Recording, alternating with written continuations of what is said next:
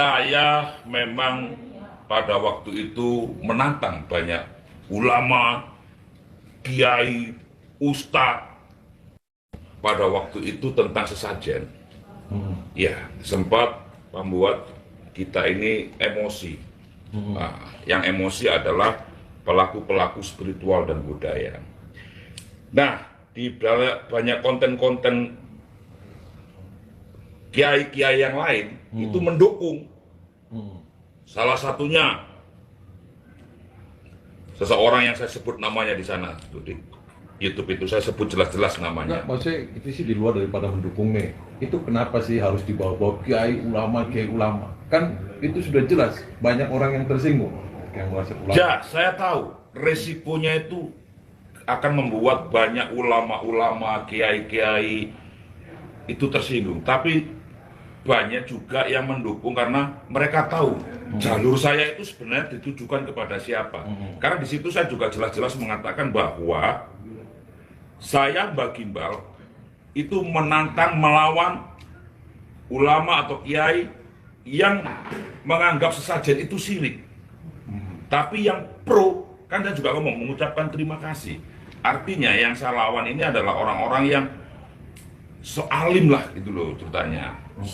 Ya, kan saya juga sudah menekankan Pak Ustadz Samson bahwa itu ditujukan hanya untuk kelompok-kelompok tertentu, tidak dikebiar uya, tapi karena YouTube itu viral, ditunggangilah oleh orang-orang yang punya kepentingan gitu loh. Bukannya begini saja, Mbak. Kan ketika ada seorang atau versi kiai atau ulama atau habaib yang syirik, ya biarin saja. Jadi nggak harus, walaupun kiai yang menyatakan sesat itu syirik, saya tantang, kan nggak boleh, Mbak, main tantang begitu.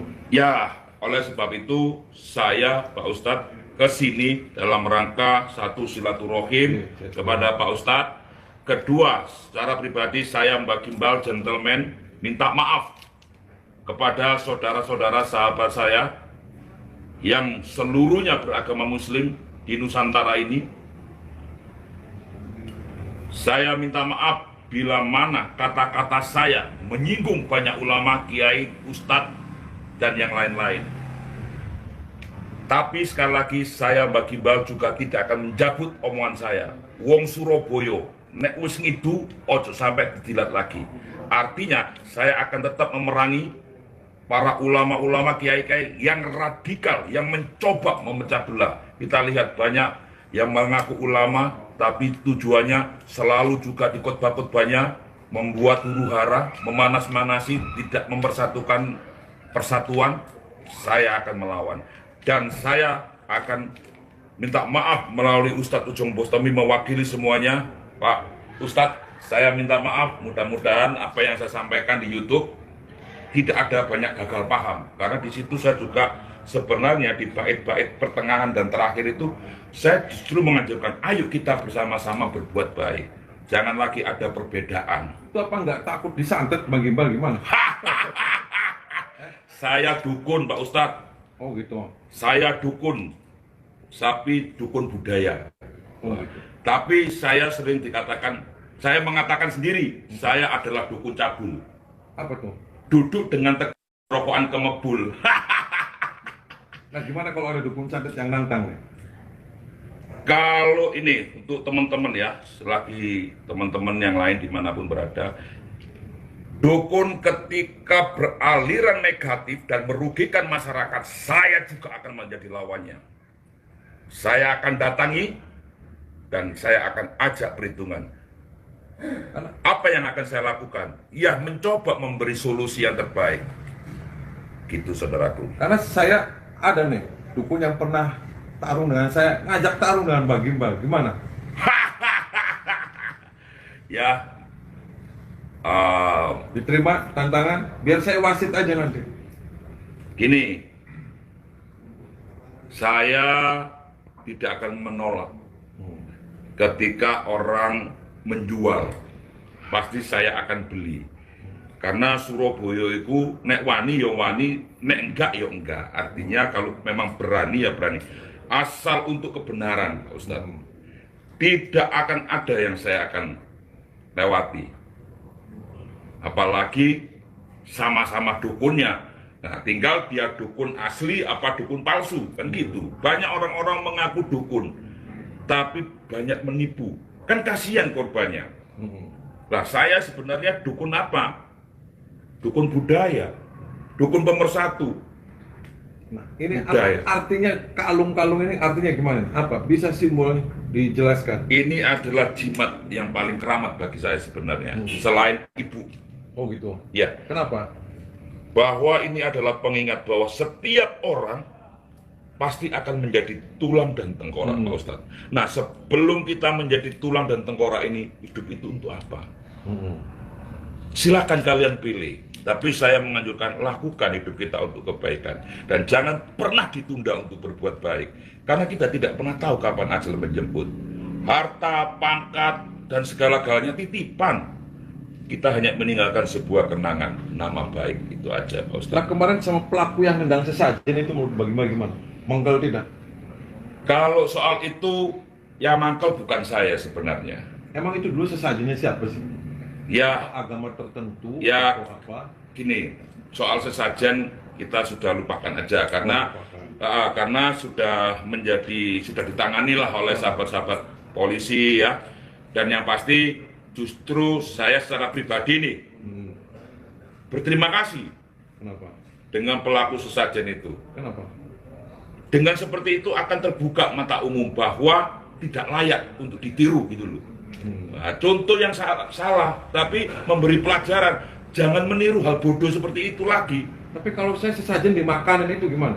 Sesajen dimakan, ya nggak masalah. Sesajen itu dari bahasa pengertian orang Jawa itu sajian, sesuatu yang disajikan seperti ini namanya sesajen. Ya ini sesajen. Iya, sesajen. Sesajen buat bagi-bagi. Iya, sesajen itu macam-macam ya. Nah, tinggal kepercayaannya gitu loh. Dan kita menghormati kepercayaan orang lain. Bayangkan kalau itu dilakukan di Bali. Sepanjang desa, sepanjang kota, sepanjang kampung di Bali itu banyak hal. Apa mau ditendangi semua, kok dibuangi dalam sirik? Enggak. Biarlah sirik itu menurut agama tertentu aja. Di kelompok kalian dan di kelompok orang tertentu, biarlah mereka menghargai kewajiban dan budayanya. Kan akhirnya ketika Mbak Gimbal, saya tantang ulama dan Habib, walaupun tadi sudah minta maaf, banyak tuh konten-konten yang lain akhirnya mereka, wah saya tantang juga Mbak Gimbal, gimana itu menanggapinya? Wah, saya terima kasih. Kenapa? Justru itu yang membuat konten saya naik. Enggak, mau menanggapinya gimana? Lah, justru ketika banyak orang menantang saya nih Pak Ustadz, saya berterima kasih. Dengan demikian mereka juga dapat rezeki dari konten itu. Kan ditonton orang. Walaupun itu akan menjadi viral, saya juga berterima kasih gitu. Dengan mereka mengunggah kembali wajah Mbak Gimbal ada di setiap YouTube ada Mbak Gimbal. Saya melihatnya, saya bersyukur bahwa mereka ternyata sayang sama saya dan mereka peduli. Saya ambil sisi positifnya aja Pak Ustadz. Dan saya tidak perlu meladeni. Kenapa? Karena mereka belum tahu siapa sebenarnya Mbak Gimbal. Dan apa rutinitas kehidupannya Mbak Gimbal. Gimana sih rutinitasnya gimana sih? Kalau rutin saya adalah setiap hari adalah pelaku budaya. Setiap hari saya melakukan kegiatan relawan peduli kemanusiaan. Di mana ada bencana alam, di mana ada kesulitan-kesulitan yang lain, saya selalu terjun. Dan saya nggak pernah dibayar. Karena apa? Saya harus membayar sebenarnya. Membayar apa? Kebaikannya Tuhan kepada saya. Saya diberi kelebihan, diberi nafas, diberi kesempatan untuk menikmati hidup ini. Nah, utang saya belum kebalas sama Tuhan. Hidung saya masih bisa menghirup udara segar, sementara yang lain pakai tabung. Nah, ketika saya melakukan bakti sosial kemana-mana, ke seluruh Indonesia, bahkan ke Singapura, ke Thailand, ke Malaysia, itu sudah saya lakukan sejak tahun 82. Nah, sekarang aja tiba-tiba menjadi booming. Itu pun juga tidak saya kehendaki, spontanitas. Nah, kalau setiap harinya ya memang setiap hari kita ngisi acara budaya. Dan juga pada waktu saya berkunjung yang di Pak Ustadz tempo hari itu juga sempat viral. Enggak, masa yang bermeditasi, apa sih yang dibaca nih Mbak Gimbal? Wah, doa saya sederhana. Apa itu? Pleketak, goho, selesai. Apa tuh? Ya pleketak, goho aja. Artinya? Ya pleketak, nggak ada artinya. Oh, nggak ada artinya. Iya, untuk menghibur diri aja. Nah sebenarnya bagaimana mandi tidak Mbak? Saya nggak pernah mandi, nunggu waktu yang tepat. Setahun berapa kali mandi? Ya, kalau rutin mandi biasanya mungkin pas malam suro atau malam-malam Jumat tertentu lah. Berarti ngirit sampo, Wah, ya jelas lah, ya mesti. ngirit sabun. Ya, Itu yang jadi istrinya gimana? Bau tidak? ya kebetulan istri saya nggak pernah protes. Oh. Walaupun istri saya tuh katanya begini-begini nggak masalah. Terus apa yang disampaikan untuk sekali lagi untuk para kiai, para habaib yang dulu sempat bagi Mbak? Sampaikan sekali lagi Mbak. Oke, semua saudara-saudaraku, para tokoh-tokoh agama, baik muslim maupun non-muslim, terutama tokoh-tokoh habaib, kiai, ulama, ustadz, yang kemarin sempat kepanasan telinganya, itu menunjukkan hati nurani kalian sebenarnya. Siapa kalian? Ustadz macam apa kalian? Itu bagian dari ujian iman kita. Ketika kalian menghadapi orang-orang seperti itu, apakah kalian meniru Kanjeng Nabi yang melakukan welas asih dan memaafkan orang lain? Bayangkan seorang kiai mendengar itu ikut-ikutan marah. Apakah pantas? Masing-masing aja. Kalau berpikir jernih dan cerdik, pasti akan mengundang dengan bijak, duduk dengan manis, ngopi bareng seperti ini. Itu akan menemukan jawaban dari makna itu. Tapi ketika Habib dan Kiai dan atau ikut berteriak keluar-keluar, itulah rendahnya iman mereka. Tidak belajar dari Kanjeng Nabi. Kanjeng Nabi mau sholat diludahi, bayangkan. Bayangkan ya, seorang Kanjeng Nabi memberi contoh ketika disakiti, mau sholat diludahi, sehingga pada waktu beliau gak diludahi lagi malah menanyakan, loh yang meludahi saya mana? Sakit, oke lah nanti kita setelah sholat kita jenguk. Itu baru contoh yang luar biasa. Nah ini enggak, baru saya komentar ya, yang kemudian mereka menggoreng sendiri, mengartikan sendiri, padahal di bait-bait saya itu adalah ditujukan kepada kelompok radikal. Tapi ini digebiar uya. Tapi nggak apa-apa. Untuk membuat saya harus minta maaf, saya perlu minta maaf. Karena itu sifat satria. Satria sejati adalah penting meminta maaf, bukan ego, bukan harga dirinya. Tapi harga diri adalah ketika kita merendahkan diri di hadapan Maha Sang Pencipta. Itu adalah yang lebih Yang penting NKRI. Harga tidak ada, ini harus ada jiwa Pancasila. Sallu ala Nabi Muhammad. Ya, merdeka pokoknya. Tuh. Saya mau ngajak sholat bagi Pak. Ya siap, saya mendengar saja. Soalnya gini, doa saya itu sederhana Pak Ustadz. Apa? Biarlah hati saya yang mengetahui bagaimana saya berdoa. Karena kata-kata saya gampang ditiru orang. Pleketak goho, hujan selesai. Saya menemukan ribuan mayat, puluhan mayat. Doa saya sederhana seperti itu aja. Tapi kan Tuhan sebenarnya tahu tujuan saya apa. Termasuk ketika beberapa ABK tenggelam di sebuah kapal di pantai selatan, saya ke Ibu Ratu. Ketemu sama Ibu Ratu. Ketemu apa nggak ketemu, itulah perjalanan saya spiritualnya. Sehingga pada waktu itu laut bisa terbuka. Ada YouTube-nya dan ada yang menyuting. Saya sampai ke tengah itu nggak sampai basah, cuma sedengkul aja nggak sampai. Padahal itu kita sudah di tengah dengan beberapa sesajen yang kita bawa.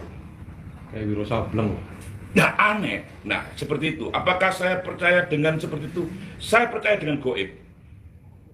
Goib adalah number one bagi saya. Dan saya selalu bersekutu dengan goib. Salah satunya Maha Pencipta. Maha Pencipta kan goib, Ya, tidak makanya bisa Saya dilihat. mau ngajak sholat bareng, dengerin aja nggak apa-apa. Iya. Nah saya ini juga pada waktu di sana di pantai selatan itu dapat kenang-kenangan. Apa itu?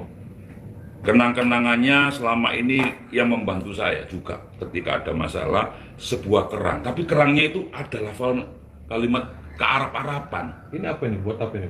Ini isinya gentong wasiat. Kalau Doraemon, inilah kantong Doraemon. Tapi isinya sebenarnya untuk tempat-tempat batu-batu. Allahumma salli wa sallim wa barik alaihi wa ala alihi wa sahbihi. Allahumma salli ala Muhammad.